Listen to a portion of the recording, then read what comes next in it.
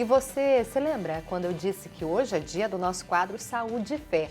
E hoje o nosso alerta especial, porque nós estamos no maio roxo, cada mês tem uma cor, não é? E esse vem falar para nós sobre as doenças do nosso intestino. Olha só, como é interessante a gente saber, né, irmão? Com certeza.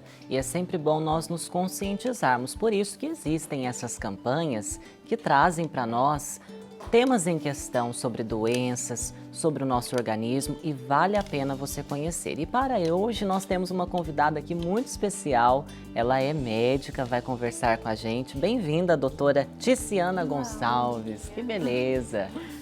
Que alegria ter a senhora aqui. Obrigada pelo convite. Enterologista, gente. Olha, até engasga um pouquinho para falar, mas enfim, é isso aí, né? Para falar sobre as doenças inflamatórias do nosso intestino. O que são essas doenças? As principais, na verdade, o termo doença inflamatória intestinal, que é o tema de maio, é para caracterizar duas doenças inflamatórias do intestino, né, do sistema digestivo, na verdade, todo, mas predominantemente no intestino, e que são, elas cursam sempre de uma mesma forma, são inflamatórias e crônicas. E a gente acredita que seja de origem autoimune. Essa é a caracterização de doença inflamatória intestinal. E as duas principais é a doença de Crohn e a retocolite ulcerativa. Olha só, gente, que interessante. E como é o desenvolver dessas duas doenças em específico? Quais são os sinais que elas primeiramente apontam na nossa vida, no nosso organismo? Quais as interferências que elas causam? Eu vou falar dos sintomas mais ligados mesmo a gastro, né? E depois eu explico o porquê que eu tô falando isso, mas elas cursam sempre com dor abdominal, que não são tão específicas da doença inflamatória, né? Tudo que é do sistema digestivo cursa com dor abdominal, evolui depois com cólica, que não cessa, né? Ela começa a ficar de forma mais contínua, né? Mais repetida, diarreia, pode aparecer sangue ou muco no cocô, que são os sintomas mais comuns, mas elas têm os sintomas extra, né? As manifestações extraintestinais também, que atingem todo o sistema digestivo e fora dele. Pode aparecer as outras doenças autoimunes, tireoidite de Hashimoto, que é uma doença endocrinológica, né? Pode começar a cursar com artrite, a própria artrite pode ser, problemas musculoesqueléticos, problemas oculares, de pele, e aí vão muitas outras manifestações fora do intestino. Agora, questão da diarreia. Tem pessoas que falam assim, mas olha, eu tive uma diarreia por alguns dias. Já deve se preocupar? Ou por quanto tempo a pessoa já deve, assim, acender aquela luzinha vermelha? Passados 7 dias, mas o que eu falo sempre, que a gente vê sempre em consultório, são 4 semanas. Passado 4 semanas de sintomas, os sintomas não estão regredindo, né? E vão piorando, nada melhora. Melhora um pouquinho a dor, mas não melhora a diarreia. Depois melhora a diarreia, mas surge outro sintoma. Então, 4 semanas para observar esses sintomas. Olha. E essas duas doenças em específico, doutora, elas afetam grande parte da população, eu acredito. Mas na maioria, homens ou mulheres? O que é mais comum? Mulheres. Mulheres?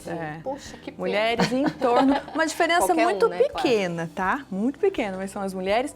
E ali entre dos 35 aos 50 anos é feito o diagnóstico. Sim, entendi. A grande maioria. E como diferenciar uma da outra? Isso é bem legal. A gente deixou até um quadro para ajudar. A gente tem a doença de Crohn e a retocolite, que está ali, que é a colite ulcerativa, né? A doença de Crohn, ela é pulverizada ali no intestino grosso. Então pode ter um pedacinho inflamado aqui, um pedacinho aqui, outro para cá. Essa é a doença de Crohn. Na retocolite, não. Obrigatoriamente vai pegar essa região do reto e é continuidade dele. Pode atingir o sistema, aqui, o intestino grosso todo? Pode. Mas obrigatoriamente vai estar o reto e essa continuidade dele. Ele tem uma forma mais contínua. A doença de Crohn, ela atinge todas as camadas do intestino. Ela é um pouco mais acentuada nesse aspecto. A retocolite não. A retocolite, ela atinge mais a mucosa, né? Ela é mais superficial. Não significa que ela seja melhor. Melhor. Mas são diferenças interessantes ao ponto de vista talvez médico, né? A doença de Crohn, ela quase não tem muita diarreia e ela pode evoluir com obstrução intestinal. Sim. Já a retocolite, o paciente tem mais diarreia, tem mais sangue no cocô, né? A doença de Crohn, ela atinge os pacientes com até ali 30 anos já se faz o diagnóstico. Entendi. Né? Na retocolite, esse diagnóstico pode aparecer mais tarde, até ali os 50, 60 anos. Então, pode cursar com febre, já a doença de Crohn é mais difícil. Então, diferenciar tem esses dois aspectos, né? Tem um aspecto que é de biópsia, de anátomo patológico mesmo, que é a avaliação dessa mucosa, e o aspecto para o paciente que é dos sintomas, que para ele diferenciar, aí fica mais difícil. Elas têm cura? Não.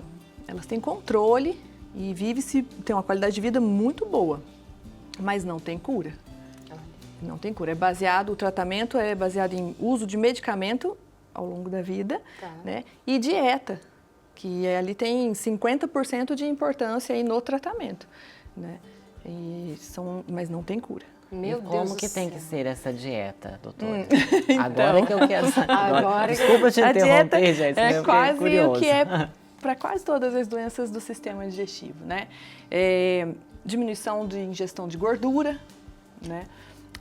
Em alguns momentos, não se consumir fibra.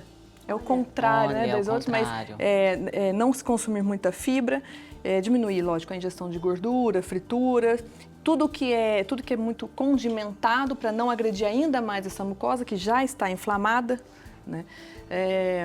Tem coisas que não dá pra gente controlar, que não faz parte da dieta, mas que a gente sabe que ajuda a não deixar agravar a doença, que são os fatores emocionais, né, que têm influência, não no aparecimento da doença, mas no agravamento. Controle, agravamento. O tabagismo, uso de bebida alcoólica, são coisas que devem ser evitadas. Mas me diga uma coisa, doutora, elas têm fator hereditário? Ou não, são fatores externos? Não, os fatores externos, na verdade, eles vêm a agravar. Vêm a agravar. A agravar. Mas, acredita, não tem uma causa muito específica, né, ainda determinada. Mas a gente sabe que os fatores genéticos é que muito provavelmente causam a doença inflamatória intestinal, porque elas atuam no sistema autoimune, até é usado também o termo imunomediador, né? Sim. É o nosso sistema autoimune. As células de defesa do nosso organismo acabam atacando as células do intestino, e que não estão doentes. Elas acabam atacando como se fosse um agente estranho mesmo, como se fosse alguma coisa estranha ao nosso organismo. E não consegue se parar se não for com o uso de medicamento e dieta. Duas coisas que eu tenho curiosidade, né, que muitas pessoas falam. Tem aquela doença do intestino irritável, é isso? Sim. Tem associação? Tem. A síndrome do intestino irritável é um conjunto de sinais e sintomas, mas ela não necessariamente tem agressão da mucosa intestinal. Entendi. Ela gera desconforto também, os sintomas são muito parecidos, gera desconforto abdominal, dor abdominal, diarreia, mas ela não necessariamente tem agressão da mucosa mesmo, né, intestinal. Então, ali a intolerância à lactose, intolerância ao glúten, elas estão dentro da síndrome, por exemplo. Olha, e normalmente essas duas doenças que nós falamos, elas são portas para um desenvolvimento, de repente, de um câncer? De um câncer. É muito mais prevalente nesses pacientes o câncer de colo retal. Olha. Mas podem levar a outras coisas, desnutrição, desidratação, porque a água é puxada, né, para dentro do organismo pelo intestino grosso. Então, se ele está inflamado, não está atuando muito bem, desidratação grave. Desnutrição, porque as vitaminas K, algumas vitaminas do complexo B, os sais minerais também são absorvidos aqui. Então, se ele está inflamado, não está absorvendo, desnutrição. E daí vai gerando várias outras complicações. Seria por isso que o nosso intestino é conhecido como o segundo cérebro. Para mim é o primeiro, mas enfim. É o primeiro? Muito bem. É o primeiro. Amei a resposta. Mas é isso. É muito importante realmente a gente cuidar da saúde do nosso intestino. Muito importante. Hoje em dia faz muito uso de probióticos e os pré-bióticos no sentido de proteger, né, a flora intestinal, protege muito bem, atua no sistema imune e nos mediadores inflamatórios. Então ajuda muito primeiro a não desenvolver tão facilmente a doença. Sim. E depois a não deixar evoluir naqueles que já são diagnosticados. Olha, interessante. Agora tem pessoas que falam assim, eu fiz um exame, a colonoscopia, e descobri que tenho pólipos. Isso. Esses pólipos estão ligados a essas duas doenças ou não? Não, a essas duas doenças especificamente não. Mas a colono está diretamente ligada ao diagnóstico, né, a precisão para saber se é doença de Crohn ou retocolite é justamente a colonoscopia. Olha.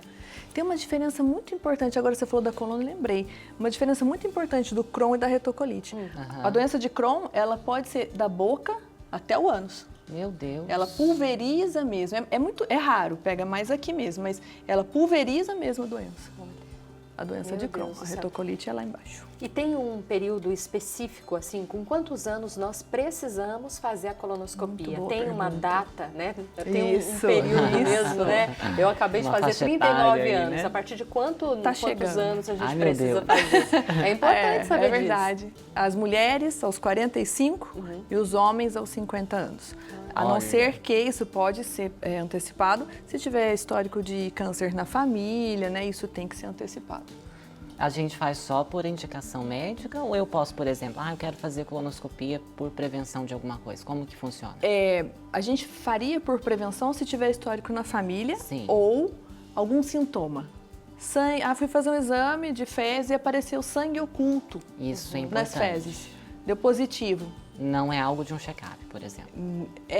O sangue oculto a gente pode fazer no check-up. Sim. É legal. Aí sim faz a colonoscopia, mas realmente não faz parte do check-up aí, anual, não. É um exame mais assim, invasivo, né? Mais à parte, né? Ele tem as indicações dele. Sim. Olha, tem algum... vou perguntar para a senhora, tem algum medicamento que, por exemplo, em caso de suspeita, eu não possa usar, que é contraindicado? Mas que é a primeira coisa que todo mundo usa, é anti-inflamatório. Os anti-inflamatórios não são muito bons, mas é o que todo mundo acaba usando, porque eu tomei um Buscopan, não aliviou, então eu tomei um anti-inflamatório, melhorou. E realmente, a princípio, melhora, mas ele agride ainda mais. Olha, gente, o risco da automedicação. A gente sempre insiste nisso, né? Porque a gente às vezes não sabe, é preciso buscar ajuda médica, é preciso de alguém que tenha conhecimento, né, doutora? Para poder instruir melhor aquilo que é mais adequado, que não vai agredir tanto o nosso organismo, né?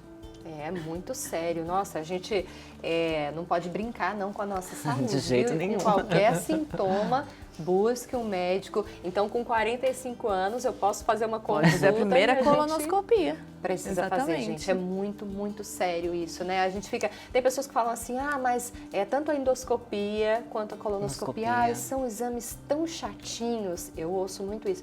Tão chatinhos. Gente, mas depois a gente precisa, né? A gente precisa para cuidar bem da saúde. Claro que a gente não quer ter nada, a gente quer ter a saúde em dia. Intacta. E é por isso, e graças a Deus, que existem tantos recursos, né, que são assim, providência de Deus mesmo para a gente cuidar da nossa saúde. Então, vamos em frente, não é? Aí. Sempre, sempre. Agora, quando a doutora chegou aqui, a gente começou a falar, doutora, o nosso fígado é desse tamanho. Conta um pouquinho pra gente. Tá longe disso, desse tamanho. Ele tem muito mais voltinha. Isso aqui, ele é enorme, é só um protótipo. Grandão, e o fígado, ele é maiorzinho, ele é grandinho mesmo. Aqui no pega o hipocôndrio direito todo. Ela tava achando até, nossa, o meu não é desse tamanho. Eu espero que seja. Ele tem que ser grande. Ele tem que ser grande, poxa. É assim. Mas é tão bom a gente conhecer, né, o corpo humano, saber que graças a Deus essa máquina funciona muito bem e graças a nós, aos nossos cuidados, nós chegamos a uma longevidade. É isso, mas principalmente se conhecer, ver que tem alguma coisa que não está no seu habitual. Meu intestino funciona, não precisa funcionar todos os dias.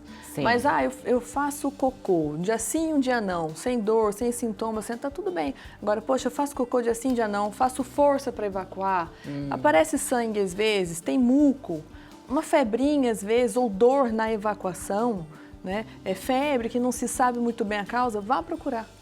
Isso tudo é muito importante. E tome água, né, doutora? Muita água. Ai, como é importante, gente. Olha, tem gente que fala assim, eu não consigo ir ao banheiro e tal. Por favor, tomem água. Isso. Senão Tomem também água, senão não não funciona, adianta, né, Não doutora? funciona. E segura o cafezinho também, hein? Olha Tome só. água, evite a cafeína. Ai, gente, olha, ficaríamos muito mais tempo aqui Sim, conversando. com certeza. Muito obrigada, Imagina, eu que doutora, agradeço. pela presença. Eu que agradeço. Muito Contatos obrigada a vocês na pelo tela. convite, viu? Doutora, eu agradeço de coração, Obrigada, viu? Nossa Manuela. Senhora Aparecida Amém. continue abençoando a senhora Amém. nessa missão tão especial que Muito a senhora obrigada. tem, viu? É,